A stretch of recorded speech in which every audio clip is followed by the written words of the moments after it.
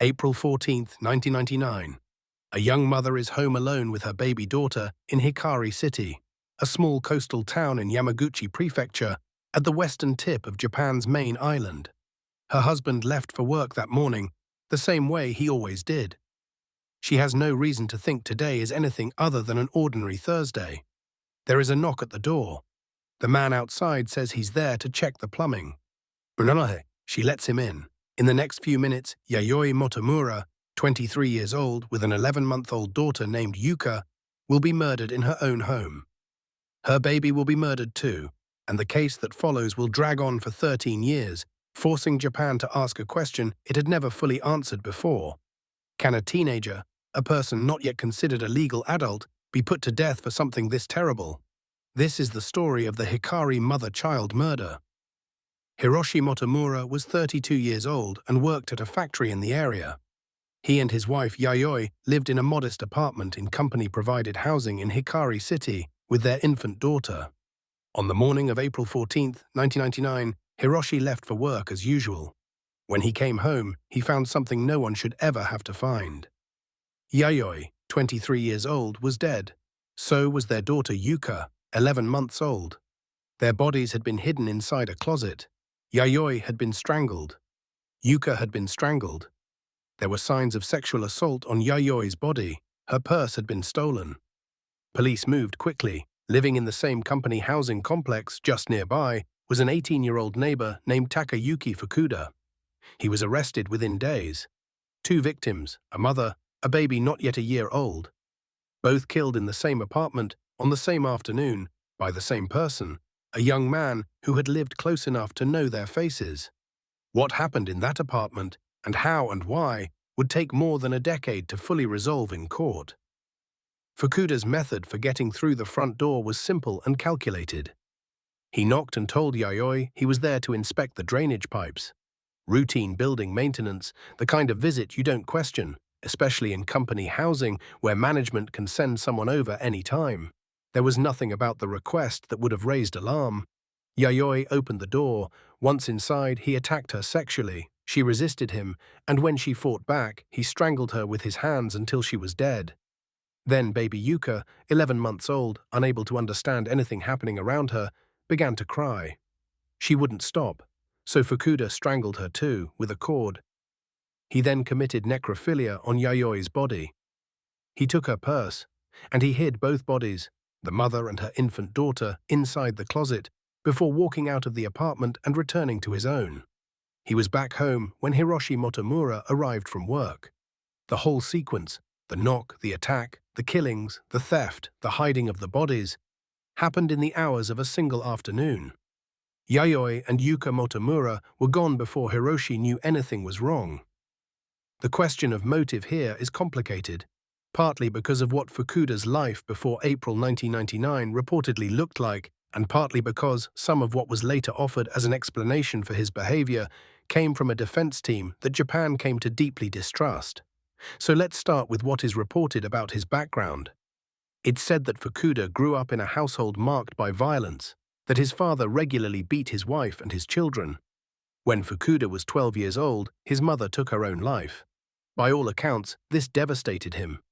He reportedly grew up in the years after that with deepening anger and isolation, and it's said he began committing petty crimes with other troubled teenagers as a teenager, his antisocial tendencies becoming more pronounced over time. None of this comes from a court verdict, it comes from reporting on his life. I am telling you it the way it was reported, not the way it was proven. What the courts established as fact is the stated motive, which was more direct and more brutal. Fukuda went to Yayoi Motomura's door intending to rape her. When she resisted, he killed her. When her daughter wouldn't stop crying, he killed her too. He stole what he could. He left. That's what the courts accepted. What came later in the appeals was a very different version, one that Japan found far harder to accept. To understand this case fully, you have to understand what happened during the retrial proceedings, because the defense strategy Fukuda's lawyers deployed became one of the most controversial episodes in modern Japanese legal history. When Fukuda was initially sentenced to life in prison, his defense team launched an appeal, And somewhere between the first verdict and the retrial, the defense, which included a prominent lawyer named Yoshihiro Yasuda, developed a completely new framework for the crime. They argued that the killings were not premeditated murder in the traditional sense. And then, for the most disturbing element of the case, the necrophilia, the defense reportedly argued something extraordinary: that Fukuda's actions after Yayoi died were not a further violation of her body, but an expression of a desperate desire to bring her back to life. It said the defense claimed he had been overwhelmed by a longing for his dead mother, and that when he saw Yayoi, a young woman, a mother herself, something in him fractured, and the necrophilia was a kind of frantic, confused attempt at resurrection. The court rejected every part of this. The Hiroshima High Court, in its 2008 retrial ruling, noted that Fukuda had expressed falsehoods during the proceedings, and that there were therefore no mitigating circumstances. His behavior in court, the judges found, had actually demonstrated a lack of genuine remorse rather than an abundance of it. But the public had been watching, and the reaction to the defense's strategy was staggering. It is said that approximately 7,000 disciplinary complaints were filed against the defense lawyers with bar associations across Japan. 7,000.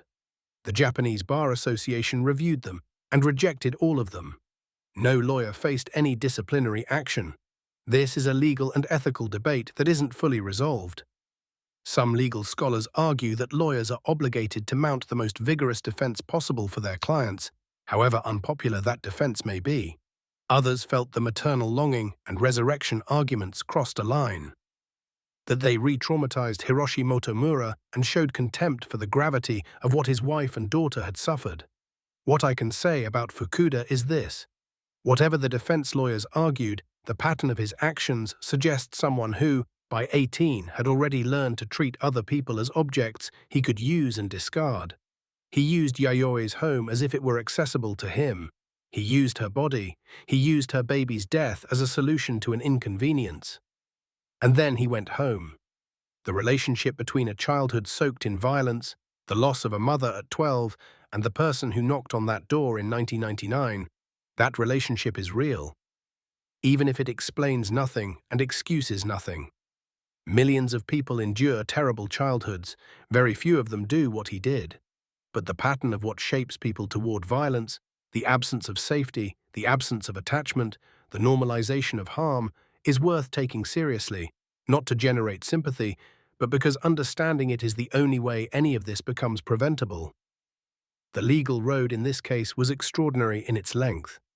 The Yamaguchi District Court sentenced Fukuda to life in prison in 2000, citing his youth as a factor in sparing him from the death penalty. The Hiroshima High Court upheld that sentence in 2002. And then, in 2006, Japan's Supreme Court did something significant.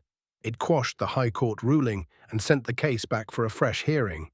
The justices said explicitly that a perpetrator's age cannot be considered a definitive factor in avoiding the death penalty. That was a statement with weight, because it pushed the courts to reckon with the crime itself, not just the age of the person who committed it. When the Hiroshima High Court retried the case in April 2008, it imposed death. On February 20, 2012, Japan's Supreme Court upheld that sentence. Takayuki Fukuda became the youngest person sentenced to death in Japan in 66 years.